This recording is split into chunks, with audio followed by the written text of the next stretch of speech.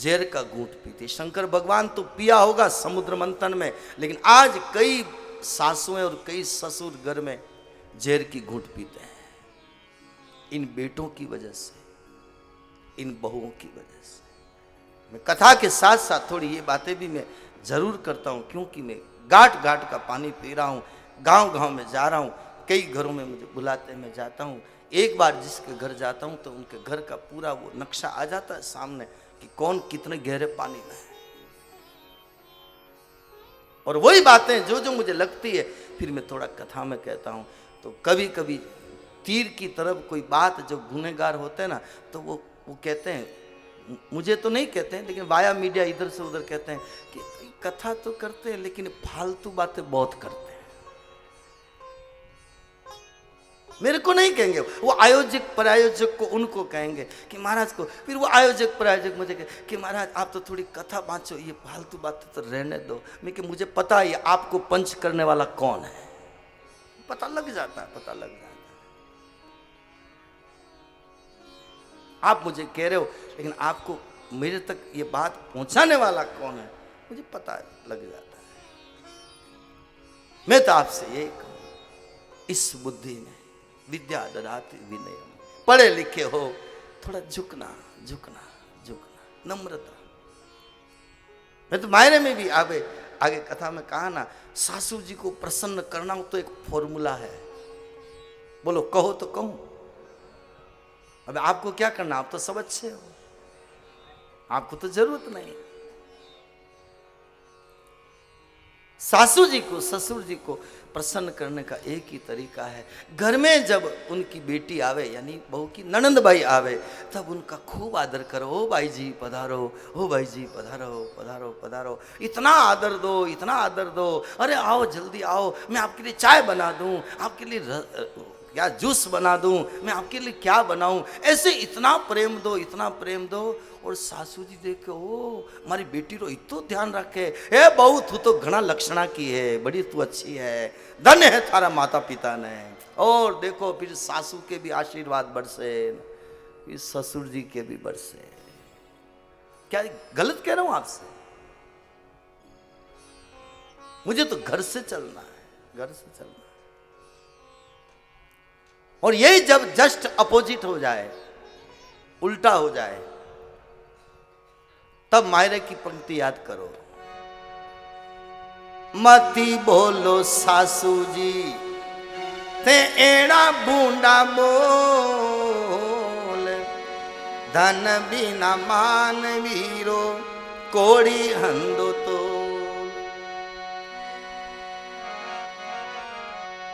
मारा बाप ने देखा मैं तो हरी ने भरी, और माहेरो नीलाया तो मारे आया तो खरी। अरे माहेरो नीलाया तो मारे आया तो खरी। देवर ने क्या कहा, आया तो मैं दर्शन पाया, अरे पाछा मेल दो घरा। अरे थारा बाप ने देखा मैं तो ला जाई मरा। और इतने में आई ननंद बाई, ननंद बाई, ननंद बाई, मती करो भाभी थे अतरी यारी, थारे तो सरी खिलाऊं दिन में पूरी 20। भाभी से कितनी एंटी हो गई देखो आप। ओ भाभी क्या गुस्सा करती हो, मेरे भाई को 20 पढ़ना के लिए आऊं। तब नानी बाई ने बहुत प्रेम से इन ननंद बाई जी को क्या कहा, मासू मारा ननंदल बाई थे काये ने लड़ो। थे 2-4 दिन ले पधारे आओ मेहमान थे, माने घर में क्यों आग लगाओ। मारे भावे बाप जी थे कुआ में पड़ो, ओ मारे भावे बाप जी थे कुआ में पड़ो। और मैं विषयांतर करके नहीं, इस भागवत में आया है ननंद और एक है सुनंद।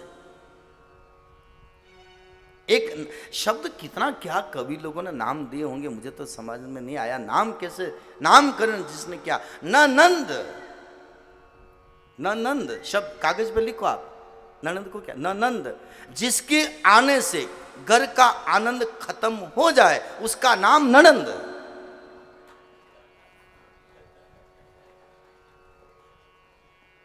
वो ननंद है।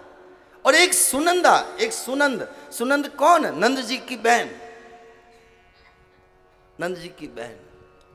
जब देखा भाभी यशोदा के पास में एक सुंदर बालक खड़ा है, देखते ही अरे ये सांवला सलोना ये बालक कौन है, भागी भागी गई गौशाला में, जाकर के भैया से कहा भैया बधाई हो, भैया बधाई हो, भैया बधाई हो। तो नंद जी ने पूछा हे सुनंदा क्या हुआ, क्या हुआ कि आपके घर लाला भयो और गले का हार तोड़ करके दिया और नंद के आनंद भयो।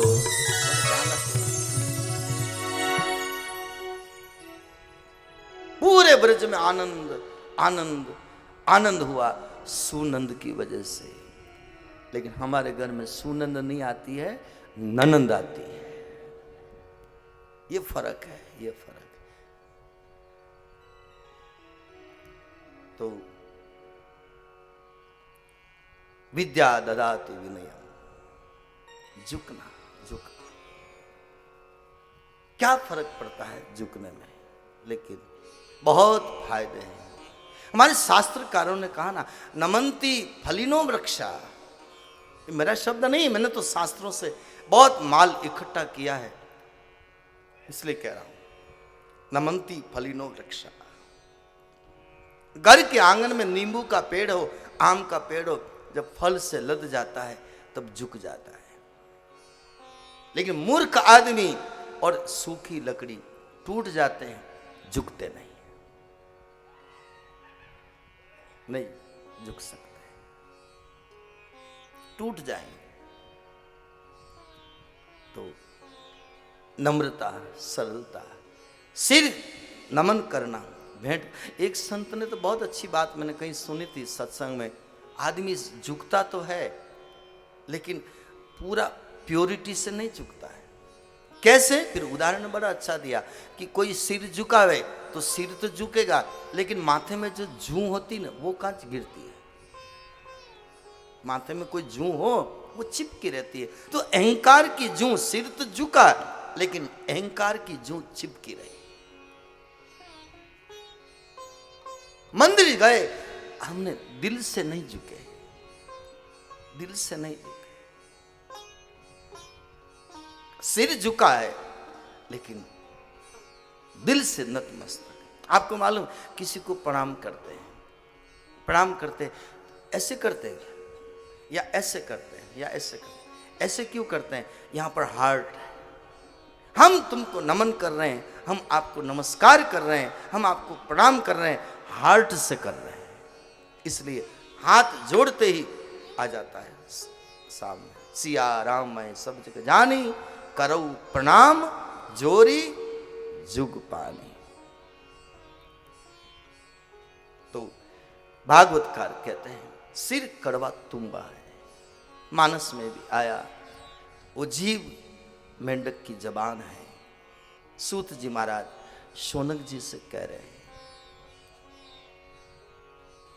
तो आगे पांडवों का जो आज कह रहे हैं, मेरे अंदर जो शक्ति थी हे भैया उस प्रभु की थी। सुना कुंती ने प्राण छोड़ दिए, इतना प्रेम था भगवान के प्रति। सोचा अब चलो हम रह करके क्या करेंगे, 5 पांडव भी चलते हिमालय की तरफ और परीक्षित ने राज संभाला है। एक बार जाते हैं, देखते हैं, दिग्विजय करने के लिए निकले हैं। एक गाय खड़ी खड़ी आंसू बहा रही है, एक बैल भी खड़ा खड़ा आंसू बहा रहा है।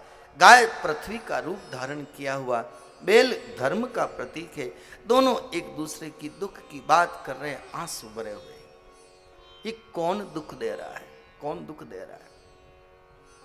तो एक काला पुरुष है जो दुख दे रहा है। वो काला पुरुष कौन है? वो कलयुग है।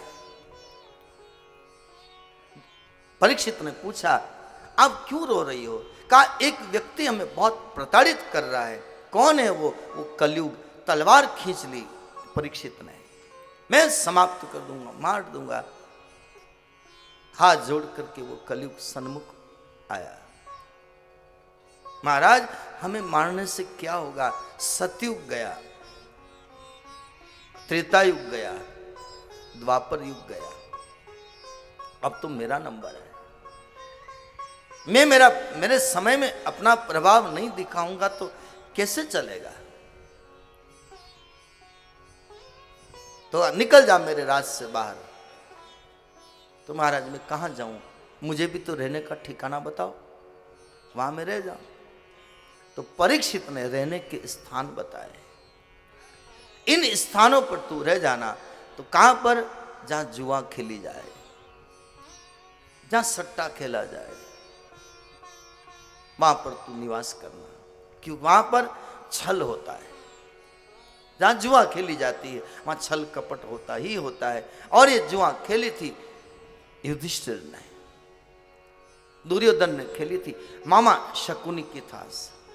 और वो महाभारत के सीरियल में आया था ना, वो जब शकुनी आता था तो ट्यून भी और बजती थी, देखा होगा, ट्यून भी और बजती थी। और इसकी चाल भी बड़े पात्र बड़े गजब के थे महाभारत में। रामायण के पात्र भी बहुत अच्छे थे, लेकिन महाभारत के पात्र वो चाल भी उसकी वो ऐसी चलता था। और हाथ में पासे लेकर भांजे भांजे भांजे।